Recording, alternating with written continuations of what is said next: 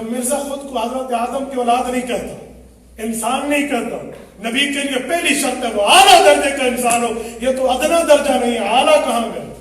Number 2, مبعوث من اللہ ہو, اسے اللہ بھیجے. مرزا مبعوث من الانجلیز ہے, اسے انگریز نے بھیجا. یہ انگریز کا خود کاشتہ پودا ہے جس نے اپنی کتب میں انگریز کی حکومت کو ذل اللہ فی الارض لکھا ہے کہ یہ اللہ کا سایہ ہے زمین پر. جو انگریز کے بوٹ پالش کرنے والا, بوٹ چاٹنے والا ہے, اور اس نے انگریز کی خوشی میں آ کر جہاد کو حرام کرنے کا اپنا جعلی معجزہ دیا ہے. چھوڑ دو اے دوستو اب جنگ کا خیال, دی کے لیے حرام ہے اب جنگ اور قتال. یہ مرزے کے تریاق القلوب میں موجود ہے. مرزے نے خود کو جہاد سے نفی کر کے, انسانیت سے باہر کہہ کر خود کو مبعوث من الانگریز کہہ دیا ہے. تو اللہ کا بھیجا ہوا کیسے؟ رب جسے بھیجتے ہیں اس کے پاس جبرائیل آتا ہے اور یہ کہتے ہیں میرے پر ٹیچی کیجیے آتا ہے. فرشتہ بدل دیا, ملائک کی ترتیب بدل دی, رسول الملائک تبدیل کر لیا, تو اللہ کا بھیجا ہوا. کہتے ہیں 17 زبانوں میں میرے اوپر وحی آتی ہے جن میں سنسکرت بھی ہے, ہندی بھی ہے, اردو بھی ہے, قطری انگریزی بھی ہے. یہ نبی ہے یا چوچو کا مربع ہے؟ نمبر 3, معصوم عن الخطا, نبی گناہوں سے محفوظ ہوتا ہے.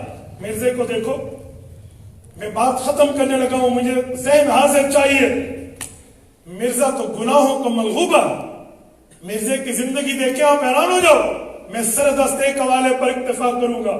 سیرت الماضی کی جلد اول میں مرزا بشیر احمد نے, مرزا کا بیٹا اپنے باپ کے لیے لکھتا ہے, میرے ابا جی بہت سادے تھے. ایک خاتون آتی تھی, اس سے ٹانگیں دبواتے تھے. تنہائی کا وقت تھا, کمرہ بند تھا, سردیوں کی سرد رات تھی. ابو کہہ رہے تھے مئی صاحبہ, یہ اس کی کوئی محرم بھی نہیں تھی, غیر محرم تھی, بڑی سردی ہے, بڑی سردی ہے. کہتے وہ مئی صاحبہ بہت سادی تھی, اس نے لات کو پکڑنے کے بجائے پلنگ کی لکڑی پکڑ رکھی تھی. وہ کہنے لگے جی اللہ میاں کے بندے واقعی سردی بہت ہے, تاؤں تے تواڈے لتاں لکڑی وانگ ہو گئے نا. یہ لفظ لکھے. میں پوچھ سکتا ہوں, غیر محرم عورتوں سے تنہائی میں ٹانگیں دبوانے والا یہ نبی ہوتا ہے؟ یہ معصوم عن الخطا ہوتا ہے؟ بھائی یار کیا بات ہے. یہ گناہوں کا پتلا ہے, گناہوں سے بچا ہوا نہیں ہے. جب اعلیٰ درجے کا انسان بھی نہیں ہے, مبعوث من اللہ بھی نہیں ہے, معصوم عن الخطا بھی نہیں ہے, تو مفروض الاتباع کس منہ کا ہے؟ اس کی بات کیسے مانے, اس کی بات فرض کیسے مانے؟ یہ تو ویسے ہے کوئی کہے اوہ اس کو تو نے دیکھا ہے جو بڑے بڑے بالوں والا گنجا ہے, اس کو تو نے دیکھا ہے جو اندھا ہے اور بڑا بہترین درزی ہے, اس کو تو نے دیکھا ہے جو لنگڑا ہے اور بھاگتا بہت تیز ہے, وہ ہاتھ کا ہتھ کٹا تلوار زنی کرتا ہے, وہ سر کٹا دستار پہنتا ہے. کیسے ہو سکتا ہے یہ اجتماع ضدین اجتماع نقیضین؟ کیسے ہو سکتا ہے؟ یہ تو مانیت الجمع ہے. میرے دوستو, مرزے کے بندوں سے اس طرح کے سوالات تم بھی کرو نا. اپنی آئیڈیز کو وقف کرو, اپنی آئیڈیز کو چلاؤ, اور رسول اللہ کی ختم نبوت کا تحفظ کرو. کرو گے؟ سارے ہاتھ اٹھا کر ایک دفعہ میری تعریف کریں گے. اپنی آئیڈیز کو حضور پاک کی ختم نبوت کے لیے وقف کرو گے, حضور پاک کے دین کے لیے وقف کرو گے. اللہ آپ کو خوش رکھے.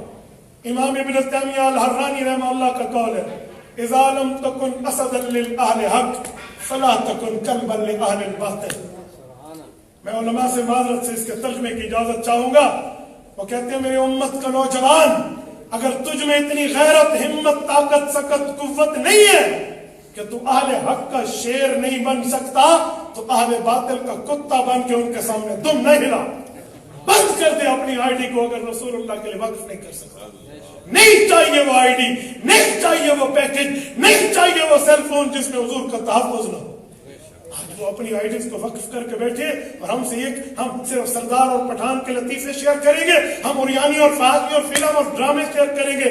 اس سے بہتر ہے پھر ہم اپنی آئی ڈی کو پھینک کے وہاں گھر رکھ دیں. رکھیں تو حضور کی دین کے لیے رکھیں. کریں گے اللہ آپ کو ہمیں صراط مستقیم عطا فرمائے.